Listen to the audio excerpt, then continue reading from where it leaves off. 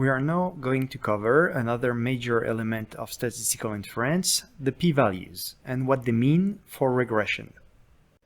The p-value is the probability to get a sample with a parameter estimate at least as extreme as what we got if the null hypothesis were true. This is the same as the probability that we make a type 1 error if we wrongly reject the null. For a regression, this could be for the following hypothesis. H0, the true beta parameter in the population, is 0. And alternative hypothesis HA, the true beta parameter in the population, is not 0, it's something else. The beta parameter being the slope coefficient in our regression equation. Since this is linked to hypothesis testing, I'm going to add a significance level. This will allow us to either reject H0 or to fail to reject it. We set the significance level to be 0.05. So here are the steps. First, we get our sample and we compute our slope estimate beta hat for that sample. We then calculate the probability that beta hat is that far from 0, assuming that the true beta were 0, so that H0 would be true. We get the 0 value here from H0. This probability to be that far or further is the p-value. If it is very small and it falls below the significance level of 0.05, we would be very surprised to get a beta hat that far from H0. There is less than 5% chance to be that far if H0 were true. So we reject H0. However, if it is larger than our significance level, we're not confident enough to reject the null, so we fail to reject H0. To really understand what the p-value is, I'm going to give you an example. Let's say you're betting on the coin flip and you get $1 every time it's head and your friend gets $1 every time it's tail. You're going to flip the coin 10 times. The null hypothesis is that the coin is fair, so there is 50% chance it's head and 50% chance it's tail. Your expected net earning under H0, so if it is a fair coin, is $0. On average, you'll make $0. This is the distribution of earnings with the fair coins after 10 flips. So let's play the game. Let's draw a sample, so we're going to flip a coin 10 times.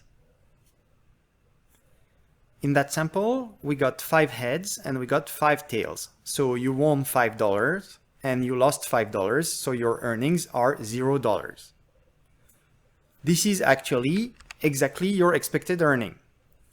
So if H0 were true, if we had a fair coin, what's the probability that we get $0 or something further away from 0? Well, this is all the possible outcomes together, so the probability is 1. 100% of the time we'll get $0 or something further. Let's try another time. This time we got 4 heads and 6 tails, so we won 4 times and we lost 6 times. In the end, we lost $2. So this is the bar in blue in our histogram. By symmetry, we could get as far on the other side and have won $2 with the same probability. Now, what is the probability that we are that far or further away from 0 that we got in our sample if the real average earning were 0? This is 75%, so the p-value is 0.75. Let's play one last time.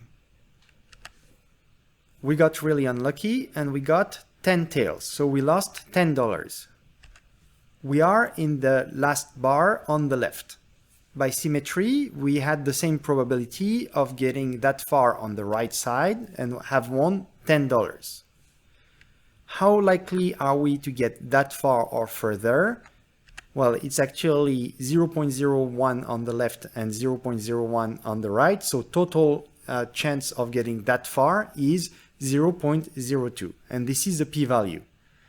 In that case, we would reject the null hypothesis that the coin is fair and that our expected earnings were really 0. A quick note about the thresholds for statistical significance, so the significance levels. It is common to say that when p is below 0.10, so below 10%, then the coefficient is marginally significant or weakly significant. When p is below 0.05, so below 5%, then the coefficient is usually said to be statistically significant. We don't say marginally or weakly. Why did we pick these cutoffs? It is just tradition. There is no specific reason why we picked 5% and 10%. The threshold should be set relatively to the cost of making a type 1 error, so wrongly rejecting the null hypothesis. If the cost is very high, then the threshold should be very low. We don't want to make that error. If the cost is low, then the threshold could be higher. We just have to assess what is the best for us. If we set the threshold to 5%, it means that 5% of the time we would make a mistake by rejecting the null if the null were true. Finally, where to find the p-values? Well, usually they are provided with the regression output, so there is nothing to do. We can see that here we have a p-value both for the intercept and for the coefficient in front of budget, so the slope coefficient for budget. In the case of budget, the p-value is below 0.0001. It's so small that we can see when the number is not zero. It's too far down the decimals.